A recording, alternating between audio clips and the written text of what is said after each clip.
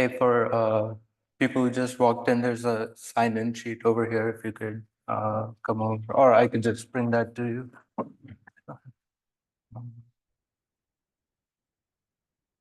Yeah, they can pass it to you. There you go.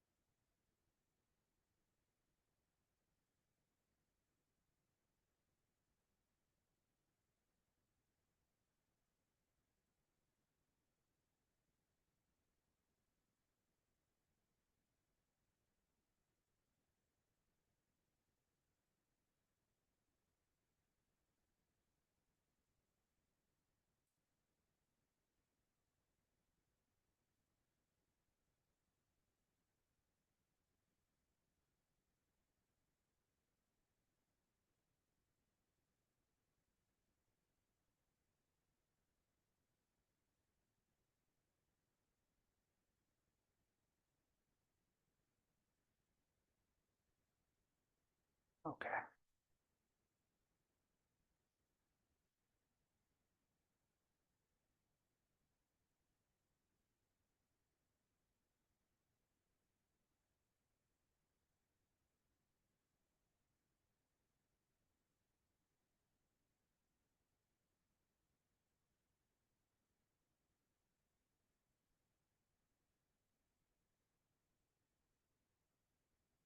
Who has the sheet?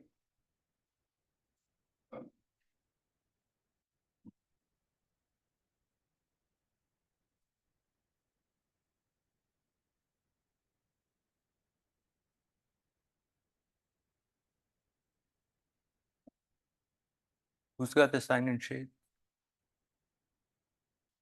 Oh, you passed it back there. Uh, I'll get.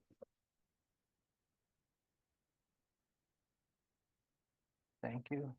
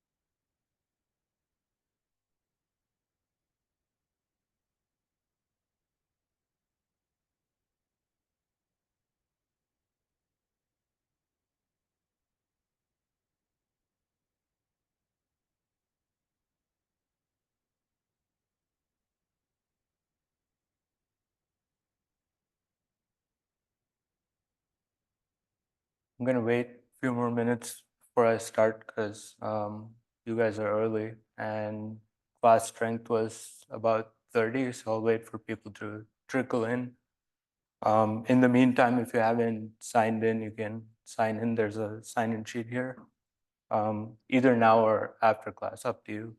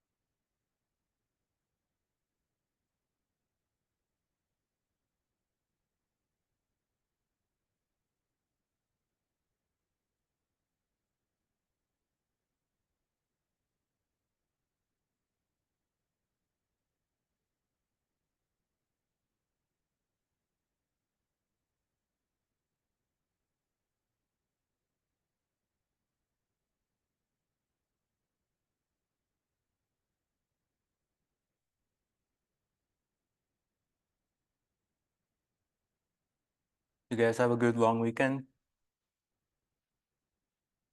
Do anything fun?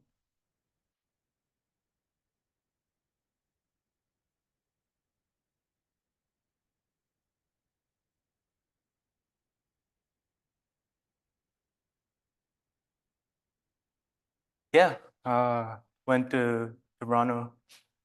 It was my first time there. Checked out the zoo, CN Tower, the museum, cool stuff.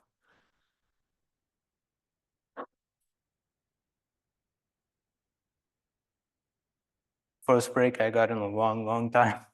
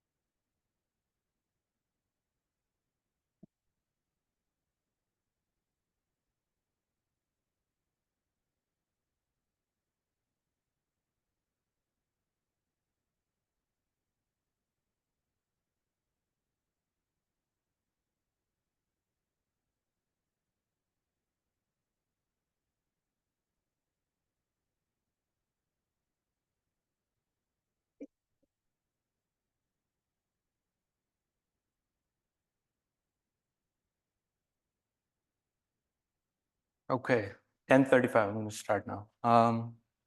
Good morning, class. Hope you're all excited to be here. If you didn't sign the attendance sheet yet, you can do that on your way out. My name is Varun. I'm a third-year PhD student, and I'm going to be your instructor this semester. I would like for this to be casual and engaging because it's a summer class, smaller class, and I'm not a whole professor, I'm a student, so we can try to keep this a little bit chill. If at any point you have questions, feel free to, I don't know, put your hand up, ask me, just interrupt me, tell me your name so I can, yeah, and I'll try to answer whatever questions you may have. Going into it, meeting schedule, you guys already know what it is. Tuesdays, Thursdays, 10:30. We're here for an hour, 20 minutes. These slides, I've put them up on UB Learns. If you are not able to access it, let me know and I'll look into it. Syllabus is also on UB Learns. There's a couple of things that might change, particularly with regard to the final exam, because for a regular semester, the final is scheduled centrally, but they don't do that for the summer. So I'm gonna have to either do it on the last class or find a different time to do it. I'll work that out. And what I'm going off of is the fall 2023 offering by Dr. Ratta. He had, so the number of assignments and quizzes and projects that I have in here at the moment are the same as what he had. And that was a 16-week semester and we're doing 12. So I'm probably going to cut one or two of those and we'll see how it goes. So I'm going to pull up the syllabus really quick.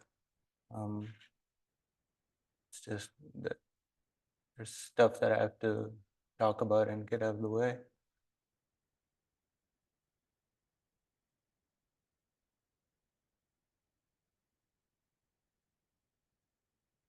Okay, so office hours, I intend to hold office hours on Wednesdays at 10:30.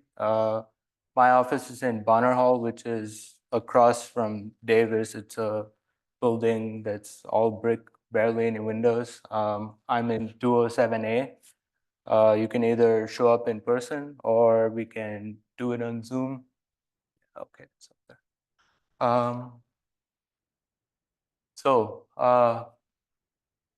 How many of you have had some exposure to computer vision image processing? Just to get a sense for, okay. Broad strokes, this course introduces the area of artificial intelligence that deals with fundamental issues and techniques of computer vision and image processing, emphasizing physical, mathematical image processing aspects of vision. This is the way it's listed on Hub, and that's what I'm trying to use as my guiding principles also in how I design my slides. We'll be doing image formation next class, and then moving through all the other topics, edge detection, segmentation, convolution, image enhancement. I'm also going to try to touch on deep learning based vision models, since I think that that's where the state of the art is, and it's definitely useful to know, especially if you're trying to go into the industry, that's something you want in your arsenal. Course material is adapted from Dr. Ratta's, as I mentioned. Textbook. I am following Shalisky's textbook. I believe that's how you say his name. The great thing is that it is free. Just go on his website, put in your email, and you get to download it. It's a really great book. And I would recommend just skimming through whatever topic is up next, just to get a sense for what I'll be covering. I'm not going to be covering all of each chapter because it does go into quite some detail, and I don't think that is something that I'd be able to cover in a 12-week semester. But the essentials, I'll try my absolute best to get those across. Uh, Prerequisites, is there, I don't think we have any undergraduate students, do we? Okay, good. So we don't need to worry about those prerequisites, but in general, if you're comfortable with Python and NumPy, that's wonderful. If not, it shouldn't be too much of a learning curve. I'm gonna try to have all homeworks as Jupyter notebooks and put little stubs in there. Maybe like toy examples to help you guys get started. So I'll try to keep it as not intimidating as I can. Class structure, there's lectures, there's going to be homework, quizzes, and a final project. So homework, like I said, it's going to be Jupyter notebooks. You're free to use Colab if you want to do something that's more like GPU intensive.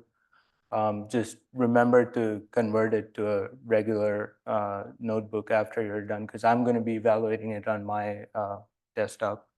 And there's a few things in Colab that break when you try to run it on a normal Jupyter server. I definitely don't want Colab links. And in addition to the notebook, you have the option of exporting them as .py scripts. I'll be using those to run MOS, which is a software similarity tool that lets me check for plagiarism. And it doesn't give me an absolute, like this is definitely plagiarized sort of flag, but it highlights snippets. So if there's a bunch that look too similar and are not standard boilerplate, then I know that odds are those aren't original work. Quizzes. During the regular semester, these are always in class and they're pen and paper. In the interest of time and just trying to get more actual content covered, I am leaning towards doing these as take-home quizzes. So you would use Lockdown browser, and there's another component to that called Respondus Monitor that would record you while you're taking the quiz. So I know you guys aren't like on your phones or whatever. And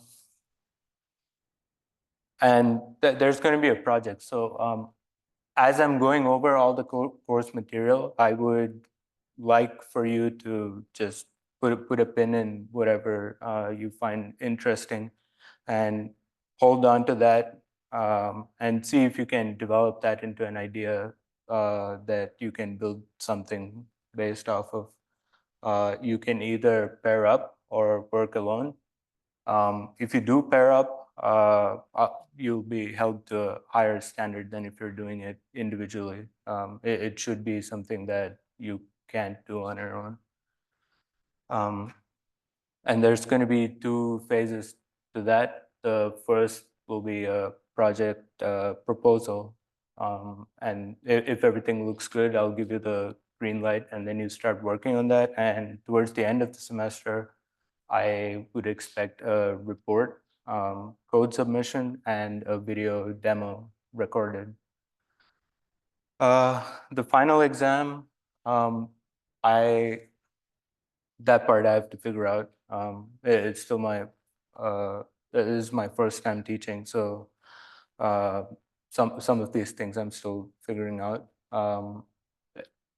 Tentatively, it will be on the last day of class during class hours, um, and I will try to design it in a way that you can take it on your computers with Lockdown browser in here.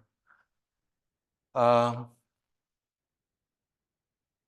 Tentative weightage for each component, 4 homeworks, 5 quizzes, 1 project, 1 final, and their homeworks are 7.5% each.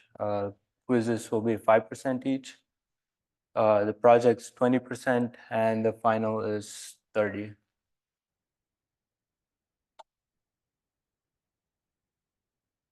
Lesson plan, this I am going to just touch upon the first couple of weeks and then leave it up to you to go over the rest of it. Today I'll introduce the subject and talk briefly about the history. And then next class onwards, we'll get into the actual meat of the subject and start with the math, talking about image formation and transformations. After that, we will look at point operators, filtering, transforms, and then build upon that to feature extraction, aligning images,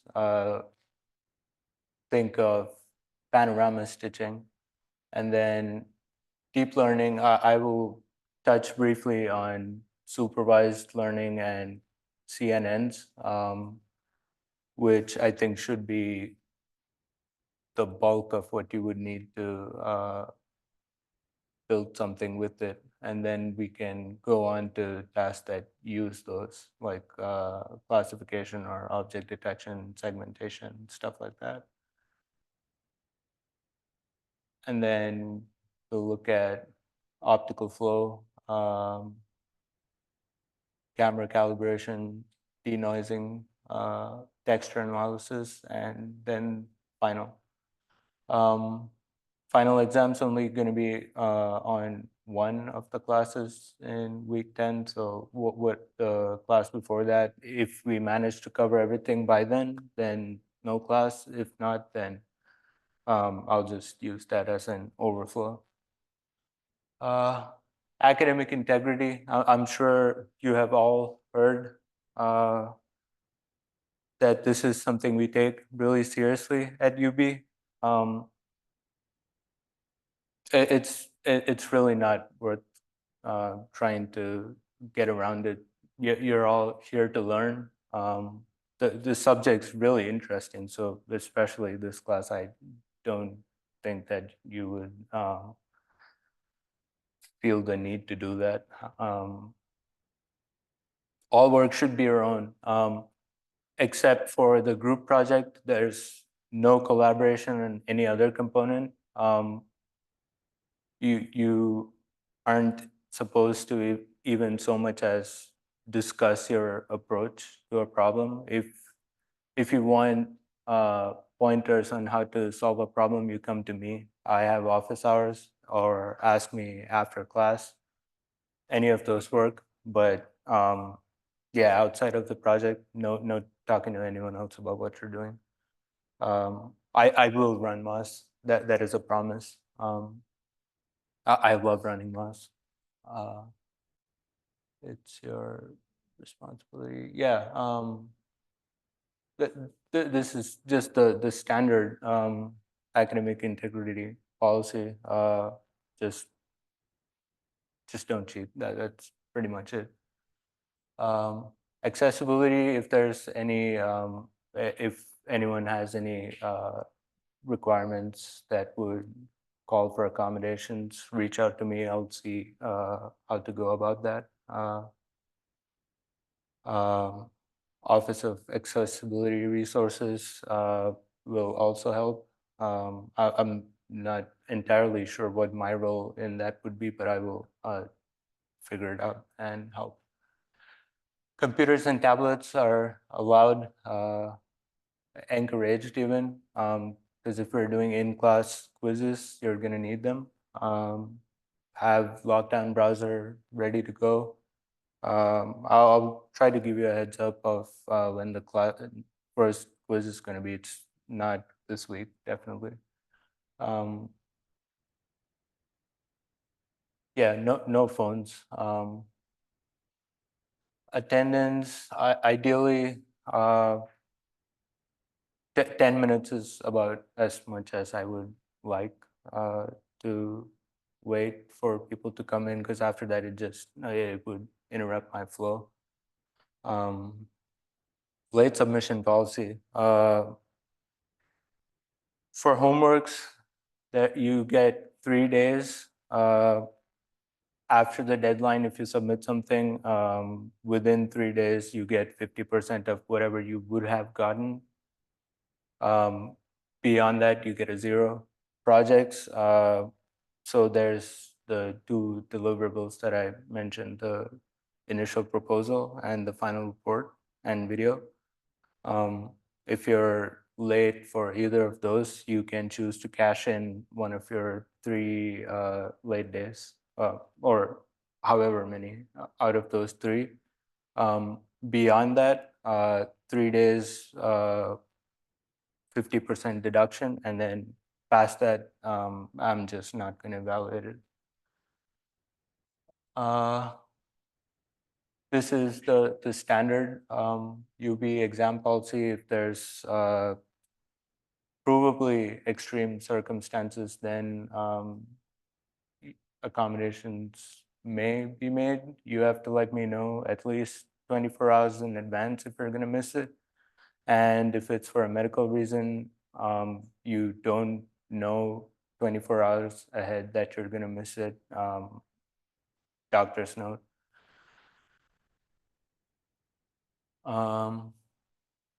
The exam date part, I will finalize and have that up for next class on Thursday. Regrading, if you disagree with my evaluation of anything that you submit and think you deserve a higher grade, I will look at it again, but that doesn't guarantee that you will get a higher grade, because I'll be looking more closely. There is the chance that you'll get a lower grade. So which is not to say that if you feel like you deserve a higher grade, you should not reach out to me. Reach out if you think you do. Yeah, apart from that, if there's anything else that you need help with, I've put in resources that faculty are recommended to put in, either mental health or sexual violence. There's resources for that, so you can reach out to those. That's it for the syllabus. Now,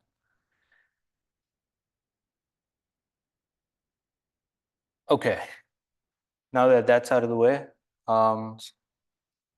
it might be the case that all of you are here only for your grade, and that's fine. There's nothing wrong with that. But I think we'll all have a lot more fun if you enjoy the class. So what I'm going to do is I'll start by sharing how I ended up liking this subject so much and why I'm getting a PhD and trying to work on the things that I work on. It's something that I saw about a decade ago that really baffled me. That was the first time I saw something that I had no idea how it worked, how to do it. And this is what it is. So what's going on over here is this is from Gallen's lab at UC Berkeley. And about 12, 14 years ago, they had people in an MRI machine and they recorded their brain activity and showed them a bunch of video clips. And from that, they were able to reconstruct those clips on the right half. And I mean, it's crude. It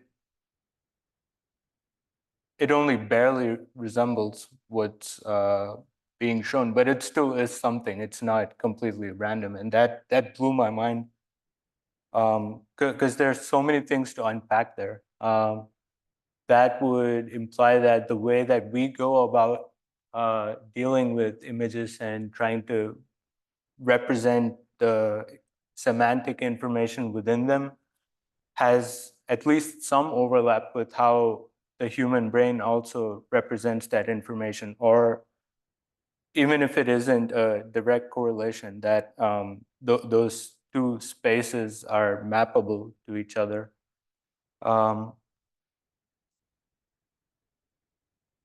Yeah, so I wanted to try to understand how something like that would work, and that led me here to dive into computer vision. And yeah, this thing, it never left me. It left a very lasting impact, and hopefully I'll get to work on something like this someday. Uh,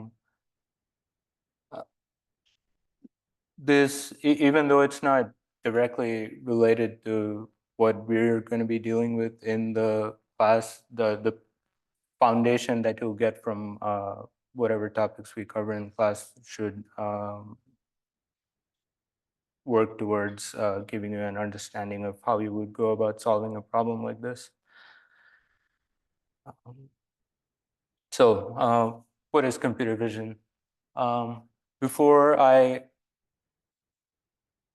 Okay, computer vision is a discipline that aims to allow programmatic reasoning about the real world, drawing inspiration from how human visual perception works. Human visual perception, there's the real world, there's light that interacts with it, there's light that then enters our eye, an image is formed on the retina, and that gets sent to the brain, and the brain makes sense of it. The brain reasons. Um, to try to do this programmatically, there's been a bunch of interdisciplinary groundwork that had to be laid first, which was optics. We needed cameras, lenses, filters, mirrors, all of that, putting all of that together. Then there's the electronics part, where you have a sensor that is able to digitize the image formed, similar to how the retina has rods and cones, and interfacing a camera with a computer to get that image. The real world, to be able to use what we see in the real world with a computer, it needs to be numbers. To do that, the sensor in a digital camera would take the intensity of light corresponding to each location on the grid that is the sensor, and return a value that tells you what the intensity in that particular spot was. And that gives you a discretized version of the world around you. You store them as numbers. So a lower number would correspond to a darker pixel, and conversely, a brighter value would correspond to a. Oh, you guys don't see my mouse, do you? Okay. Yeah. Lower value has a 0 associated with it. Higher value has a 255. That's typical convention to represent each pixel value as an 8-bit integer, which gives us a dynamic range of intensity and color similar to what we perceive.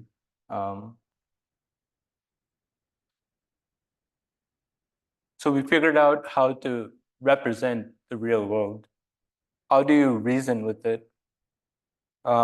We, looking at the world around us, we're able to separate background from foreground, identify objects. We're also able to guess properties like texture, depending on how light scatters off of it. And we can also estimate motion. How do you make a computer do these things?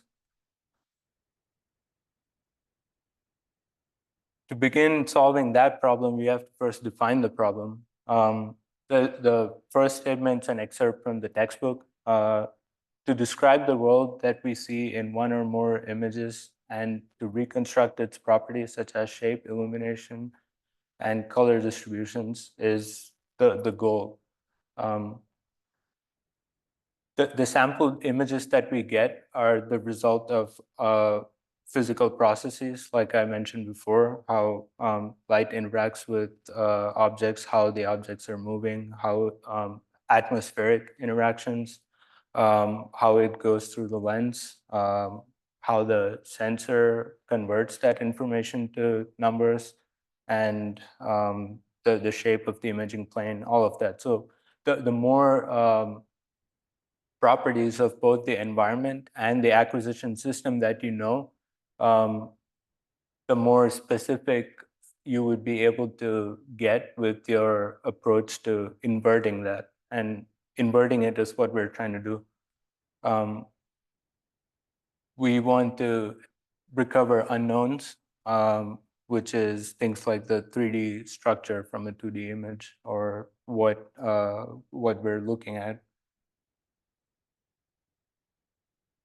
Some of the tasks, I mentioned a couple of these earlier. Apart from that, there's restoring old images, enhancing poor images, and also being able to represent orientation of objects that you see in those images in a way that you can use them to do things like motion capture or rigging for a video game or movie. The good news is that we're able to do a lot of these things already. We are able to segment images, which lets us separate foreground and background. We can also do that by estimating depth instead of trying to segment them, which they're adjacent problems, but they're different. Identifying objects, you can either do that for the entire image and say that, hey, there's an elephant in the image, or you can also add in localization, which then gives you a bounding box for where the object is, and then classify it. Generalizing understanding is domain adaptation. I don't know if any of you have seen videos of it, but one of the approaches taken to train self-driving cars was that they would use the map and environment from Grand Theft Auto 5 and train a model to navigate in that environment, and then use domain adaptation to make that environment resemble the real world. It was a pretty cool approach. I'd say about 5-6 years ago that was really popular. Estimating motion, understanding the environment, we're able to infer things like how fast an object is moving relative to a camera, purely based on visual cues by using visual inertial odometry, and that's one component in the autonomous driving pipeline.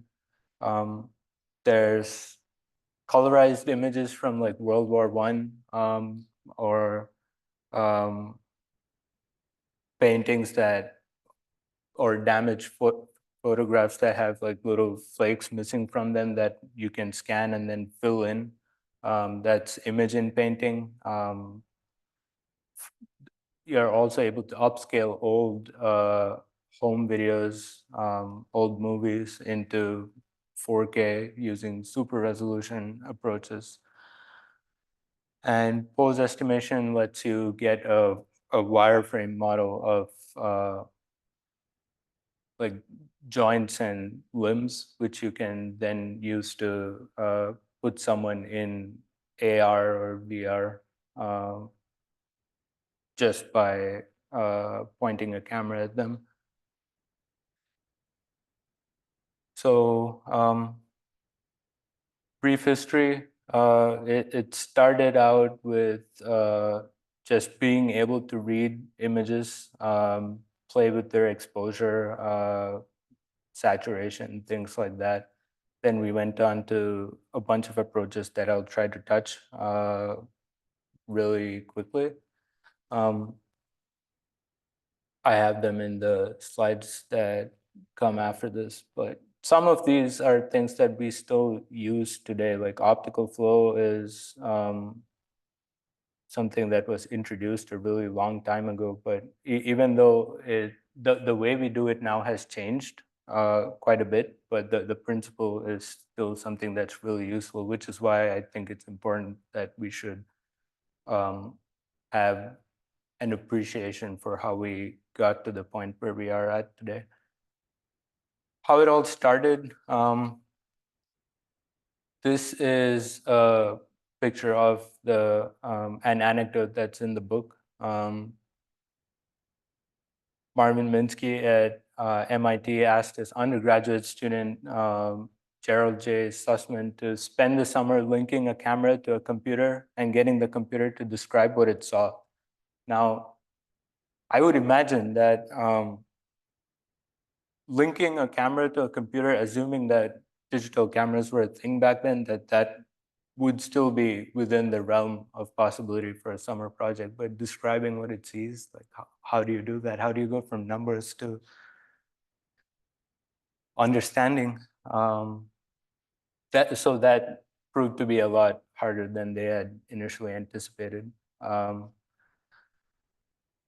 And that also led to the branching off of computer vision and digital image processing, which already existed. Computer vision aimed to understand the 3D structure of the world and then reason about it for full scene understanding, which is the ultimate goal. Some of the initial approaches,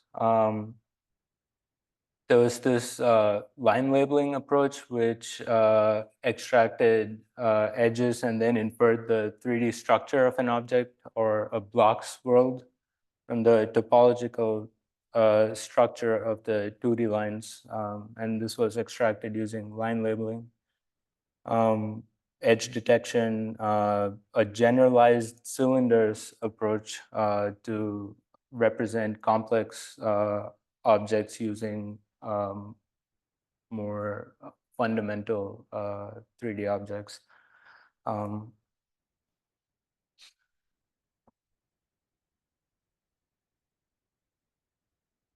There were also, this was one of the first quantitative approaches, and we're going to be doing stuff like this, but more recent. So this is a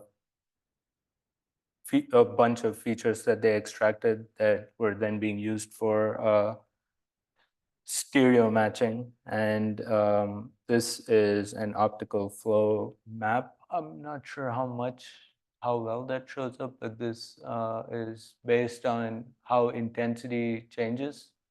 And what optical flow tells you is what parts of an image move in which direction between frames. So if you're thinking about a video of a car driving past, and that car, if you plot an optical flow map, you'd be able to tell that it's moving in a certain direction at a certain speed.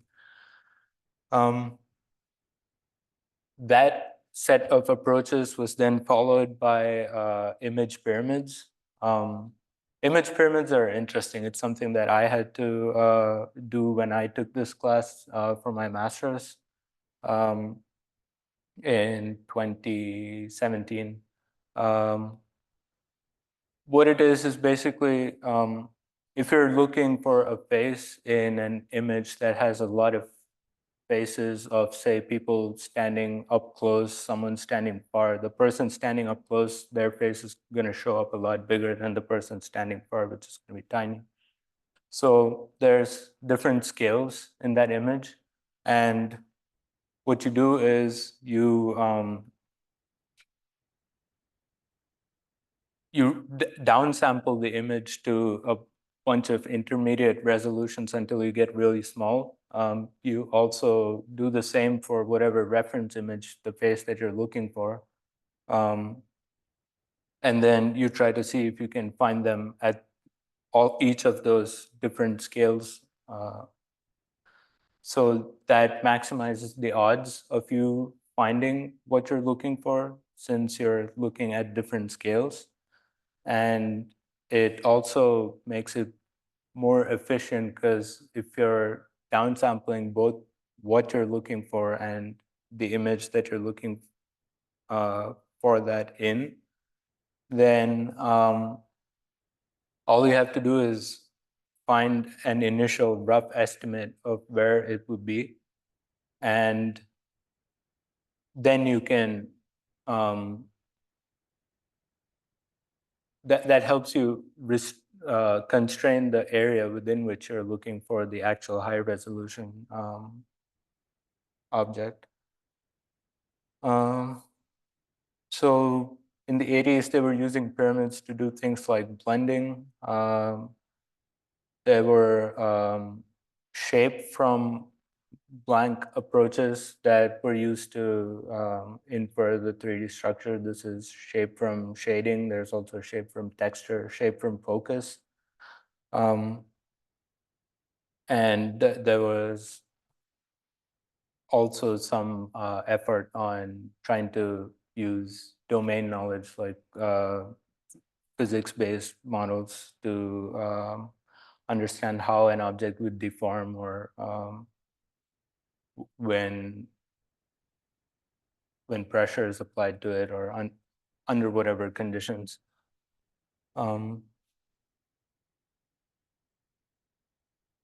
Coming closer to the present day, 1990s, 2000s,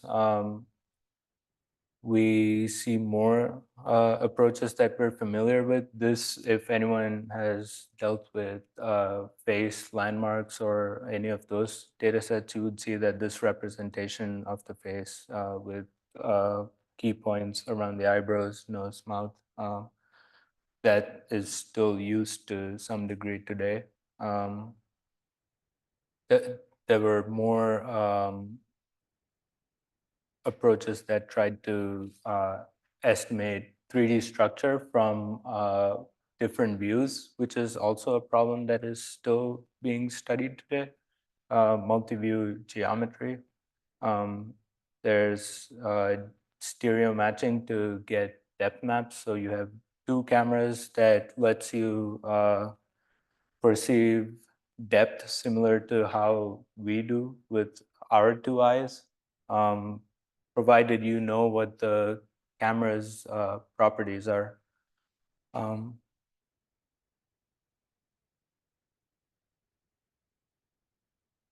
And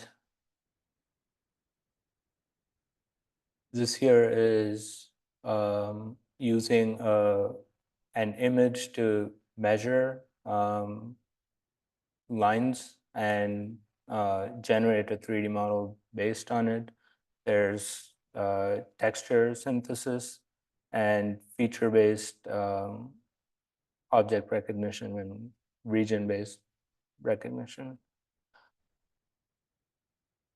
And we are now at the present day. So deep neural networks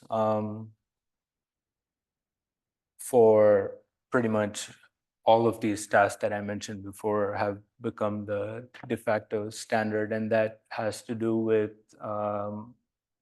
largely just compute power being available and more accessible.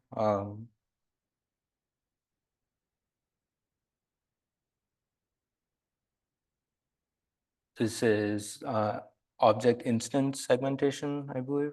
Yeah, so this, we're able to localize where each object is, identify what class it is, and also get segmentation maps for each of the objects in there. Um, this is an example of pose estimation that we're able to get points of articulation, limbs, and then also map that to a 3D model that captures expression and gestures. Um,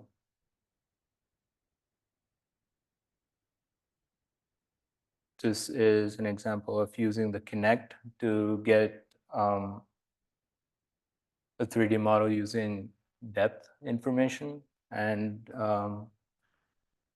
this one, I feel like some of us would have used. AR, this is a part of, it's either Google or Apple Maps. I used this just a couple of days ago when I was walking around lost in Canada. Um, and 3D mapping using which is done real time on a drone. So takeaways of all of these use cases that we saw so far. The first is that since we're solving an inverse problem, it's useful to know what the forward problem statement for that would be. So all of the factors that contribute to how the image that you're seeing was formed, the more you know about the environment, the atmosphere, the acquisition, whether it's the camera, lenses, all of those parameters help you get more specific with your solution. Digital systems are prone to interference and noise. So that's also something that you want to account for. And then once you know these things, that you're then able to invert the acquisition to get an understanding of the scene that was captured. And representations are important. And it took me a long time to wrap my head around just how important representations are. You can formulate the same problem in a bunch of different ways. The problem that I'm working on right now in my research has to do with identifying tumors in breast cancer patients using 3D blood vessel maps. Now, you could either represent this as a 3D volume or a 2D projection of that 3D volume, which has a sort of map of what all the vessels are. You could represent it as an undirected graph, which is what I'm trying to do now. And each of those would have its merits. So over the course of the semester, as we talk about feature extraction and just approaches that use those to do something, I hope that you'll be exposed to a breadth of representations and what you can do with them, what they mean. So we saw that we started out in the 70s with line labels, edges, and then worked our way up to pyramids. There's bags of words, invariant features, and finally embeddings, which are what you get when you use deep learning style feature extraction method. And these these may sound foreign or may not make sense right now, but we will get there and it will make a lot more sense.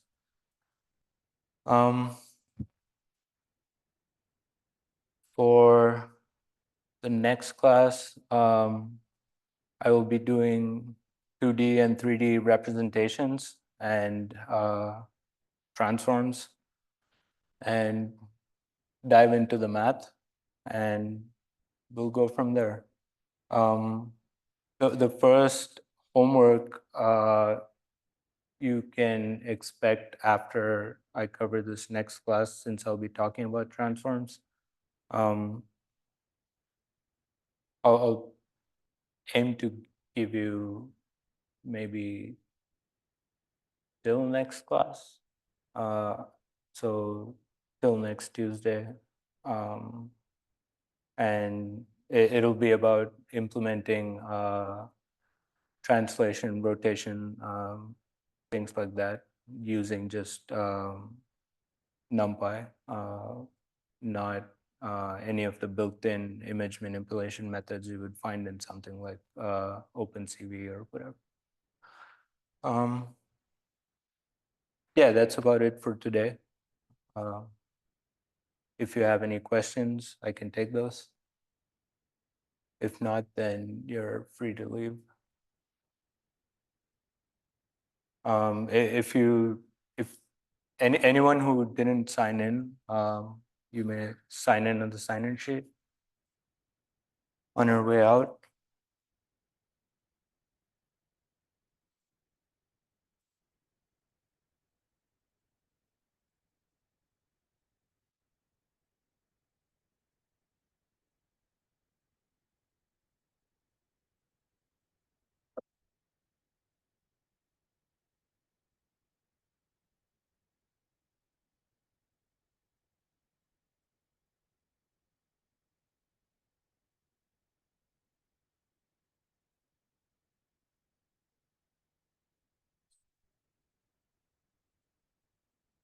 Yeah. The lockdown browser, so the Respondus lockdown browser. Yeah. Do you just download that off their website or? Yeah, I linked to it in the Oh, slides, it's on the I slide. think. Yeah, there's only one link that I put in there, and that takes you to like the UBIT page for that. And there's only one installer, and both of them are bundled in it. Thank you. Cool. Hi, I haven't registered yet. Okay, just write your person number and name and sign.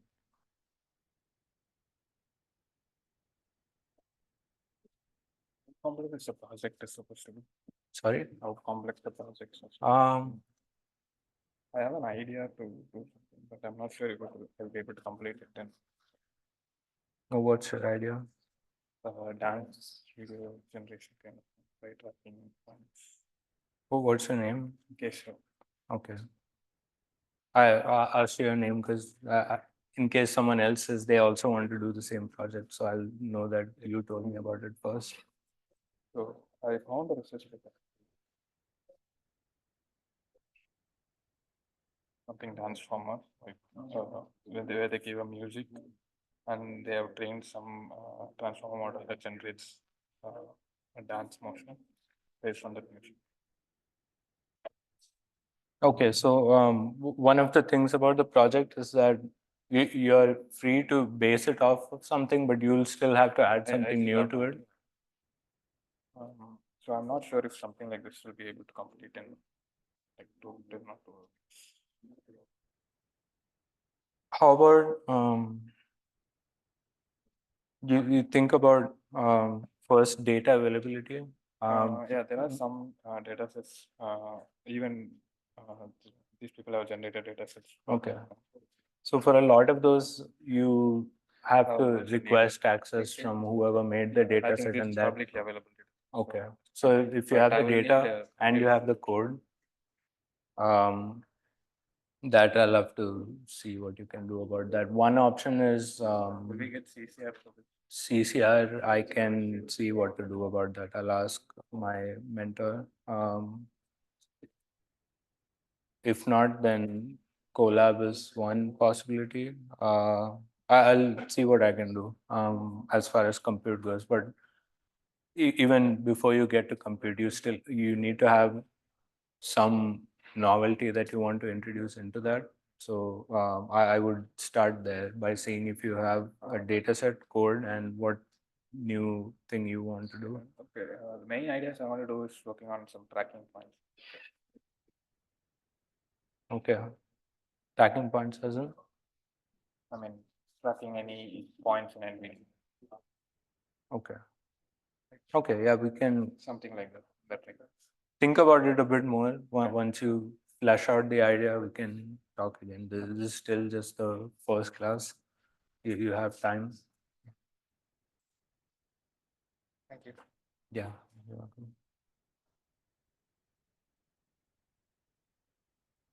Yes. Yeah, if we are pairing that with our team member, how tough should be the project? Like, there is any example of that? That it's a case to case thing. So even before you do your project proposal, just tell me about what your plan is, and I can, if it sounds like it's something that would be good enough for a team project, then I'll tell you can go ahead with the proposal, and then based on the proposal, I'll know for sure. Maximum for 2 people can be enough. Yes. Another thing is, these are marks for attendance, like you said. I mean, it's bonus added or something else. I mean, I haven't. I haven't decided yet. I mean, for example, let's say if you miss 1 or 2 classes, how it will be? It's not going to hurt your grade too much. If it does become a graded component, it still won't affect it a whole lot. Like maximum I'll probably do is I don't know 5% off the top of my head. 5 is also kind of a lot. I don't know. It's nothing but someone know we have planned something. So miss 1 or 2 classes. We can later in the recorded sessions, right? The session will be recorded or not? That is it's not something that I was planning to like post anywhere. I'm not sure. I'm just recording it just in case. Because I'd have to check what like policy is and what my mentor wants me to do. I just figured if I have it, then if he approves it, then I can do it. If not, then I'll just hold on to it, and after the semester, I'll make it public or something.